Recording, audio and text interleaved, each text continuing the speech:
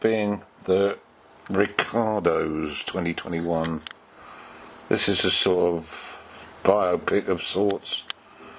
It involves the two TV stars, Lucille Ball and Desi Arnes Jr. That's all I've got at the moment. We start off with the executives setting the sort of tone, describing the show, the hugely successful show I Love Lucy, 60 million viewers. Writers, executive producers, all those that had a say in this show, referring to the impact it had. For example, everyone was sitting down watching the show. No one was going out, no one was buying things late at night. The shops were empty, blah blah blah blah blah. Water wasn't being consumed, no showers. The show gripped the country, and then this fateful week, which is going to be described, the famous sort of news reporter Walter Winchell, who was on before the I Love Lucy show, announced that Lucille Ball was a communist. The two protagonists, then, Lucille Ball, Desi Arnes Jr., described as either deep in an argument or deep into the process of having sex. That was their style of relationship. So with the radio on, going through the news, the couple beginning their sexual explorations, they then hear the comment about Lucy Boyle being a communist, which brings their amorous evening to a swift end. I'm corrected, but Desi appears to be played by Javier Bardem and Lucy by Nicole Kidman. And they're going through this week, and we're on Mondays, and both have got legal representation, and as clearly the impact of this statement has led to a crisis over whether the show will go on. So this pic, as I said, being the Ricardos, it's written and directed by Aaron Sorkin from West Wing, and J.K. Simmons plays William Frawley alongside the two co-stars, and Jesse Oppenheimer played by Tony Hale. So a précis of the plot. Soaking style. We look at an accusation of communist activity by the pair, a gossip magazine revelation of a potential affair by Arnes, an announcement that Ball's pregnant, and this is all squeezed into a single week on the set as they prepare for a new episode, the second season in 1952. So this has also got a few nominations, where early on we get a sort of Q&A to the pair about the Communist Party slur, and Lucy relates back to an incident 20 years ago when she ticked a box on a form to show her support for her father, who was involved in workers' rights. But it conjures up that sort of image that we're all familiar with in this generation of the un-American activities, the witch hunt, Communist Party witch hunt by McCarthy in the mid-50s. The executives, all the guys and gals behind the cameras, sit down with Desi and Lucy, and what strikes me immediately is how brazen and feisty Lucy is about what she feels about the person responsible for this particular direction on this particular episode that hasn't been around for a considerable time, and she hints that he's perhaps not up to scratch. We get a flashback to when Desi and Lucy meet on a set.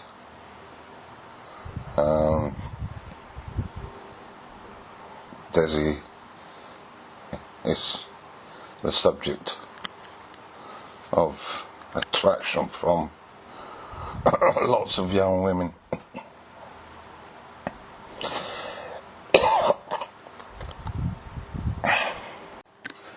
It's interesting how they're going through the script here and dissecting it, and everyone's all very alert to the fact that because Lucy has been allegedly accused of being a communist after what took place 20 years earlier in support of her stepfather, they're also looking at the script and dissecting it to the point where any little bit that could be interpreted as perhaps a dig at Lucy's character is analysed.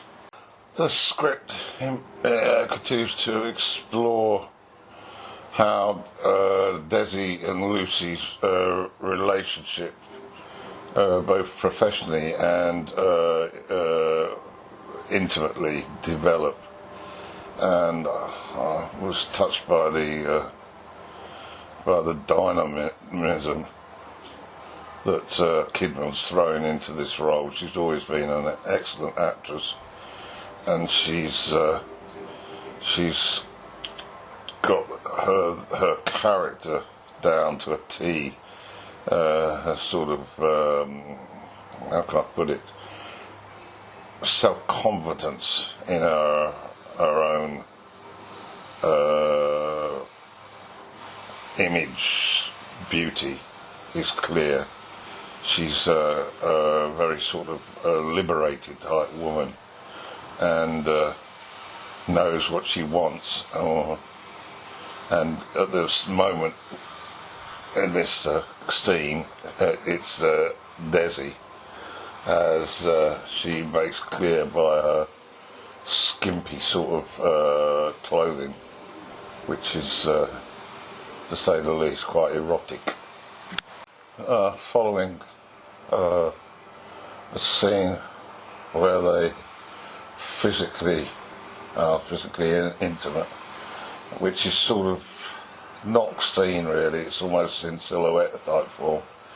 The following morning, Lucy makes a call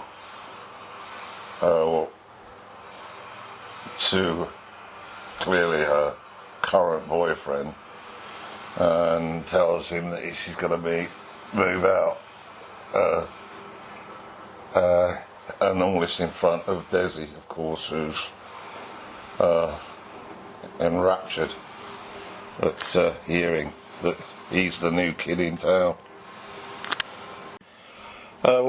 With Lucy's character, we also get a little snippet into her sort of feminism. She's very much into the fact that she doesn't want to be seen as a simpleton over the ticking of the box. She uses it as an example to make clear that she has political views, that she is a socialist of a sort, and she doesn't want men trying to pretense that she was just basically stupid, when in fact she was doing something she believed in for her stepfather's support. But again, Kidman is brilliant at sort of having this serious side, this very much identifying with the women's movement and women's rights, and that she isn't going to be pigeonholed as some stupid blonde or redhead. Auburn, I think, is the colour of her hair. The film goes through a week, so we get day by day incidents. The first day, Monday, it ends with the press getting hold of a story about the possibility that Desi's cheating on Lucy, and that seems to be at the forefront of the reporting rather than the communist link. The third bombshell arrives on Tuesday, when Lucy tells the scriptwriters and other contributors to the show that she's pregnant. Sorkin has sort of integrated black and white extracts from the actual show through Lucy's memory, played by Kidman, of course, and it sort of acts out the scripts that are about to be written, and of course now, with the pending pregnancy, those scripts are going to have to be altered as she becomes more advanced into the pregnancy. There's this crazy scene where we see Lucy getting into a vat full of grapes to crunch the grapes in preparation for making wine. They then run through the episodes that have been pre-scripted, and we get an insight into the comedic aspects of the show. With the rumour about Desi prevalent, Lucy gives him the third degree between takes, and he's getting a bit pissed off with being constantly under the microscope and her clearly thinking he's a philanderer. But it's put together very strongly. The behind the scenes crew give a sort of, we go through a handful of them, give their own observations on the Lucy and Desi's relationship in terms of closeness, in terms of happiness, in terms of what they did and what they didn't do. It's quite revealing. So with Desi performing at the club, the Latino club, and the show, they had grown into passing ships in the night. Their time together was reduced to catching an hour at 5 a.m. after he'd finished entertainment, and she was approaching the time where she would need to go in for makeup to start getting the show put together. There's this laughable scene, well, one could describe it as laughable. It's so ridiculous that they're discussing how Lucy's pregnancy would be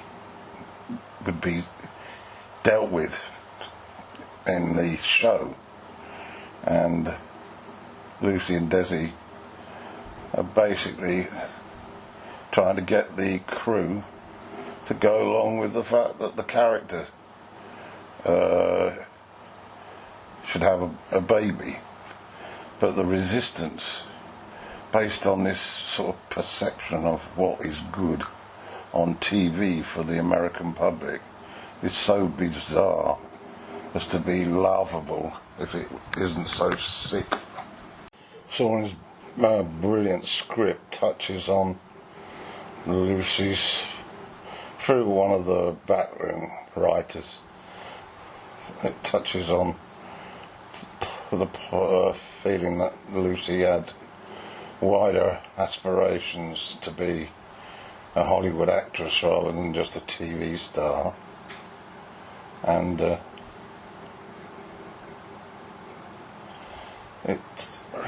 it's also worth noting that the script has certain characteristics with very creative supporting casts. You can see the sort of West Wing style as the dialogue bounces off those supporting characters. Great scene where J.K., whatever his name is, and Lucy have a breakfast air of the dog to discuss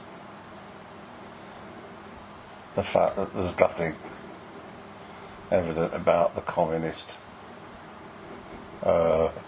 issue and the role of Desi.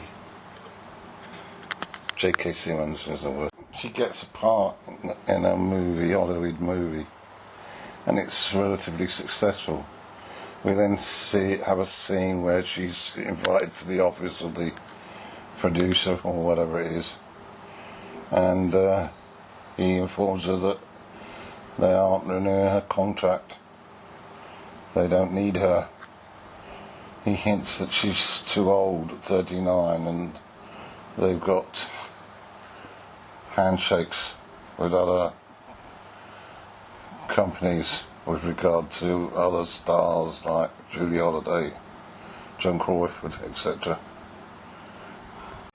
Great scene where the head of RKO, Giles Kerner, tells Lucy they're not renewing her contract, and he finishes after smashing her metaphorically in the face, suggests she go and consider radio, to which Lucy recites, and you can go and fuck yourself. Great scene. Sorkin continues to hit you, the audience, with scenes, very dramatic scenes. There's one where Lucy's talking with the producer about crediting Desi as an executive producer, and he's not comfortable with this idea, although acknowledging the work that Desi does, and then she tells him that she needs his help in saving her marriage. And it's a very strident sort of scene. We get an extended insight into a script creation, scenes that are dropped, scenes that are changed, and the politics. There's also an element of male dominance in the decision making. One of the female script writers, the one who created the Lucy character, she may be the most talented, but she's fairly low on the pecking order of making decisions about final cut. It's quite a fascinating insight. Sorkin also takes the opportunity to bring in scenes from the future, although the baseline chronological week is the main sort of substance, and we actually view Desi with his newborn, trying to cradle her as Lucy does some laundry of some description, and also the issue about going into cinema, of course, doing a movie.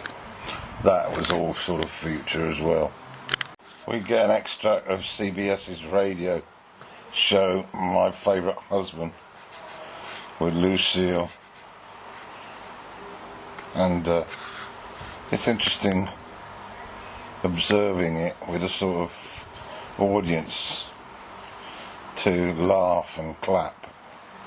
The radio show becomes an attractive option to move to TV. The scene when the two directors of CBS approach Lucy, she's almost sort of blasé, but once again it's just heralding the acting talents of Nicole Kidman. This, of course, was pre I Love Lucy, and she then tackles CBS on a casting change, bringing in Desi. Sorkin then attacks prejudice full in the face. The hierarchy are unhappy about Desi being a Latino and a Cuban playing the role of the husband, and Lucy reminds them that he was good enough for the US military, but we're talking about early 50s here. But I love the script. Into the last 20 minutes now, this movie, and the press hurtle, the commie label, front page on Lucy. So Sorkin goes for the piece de résistance. Let Desi in front of a studio audience just before the I Love Lucy show goes on air. Has a chat via phone with the head of the FBI, J. Edgar Hoover, and the press all there. Here, his pronouncement that Lucille Ball is completely clear.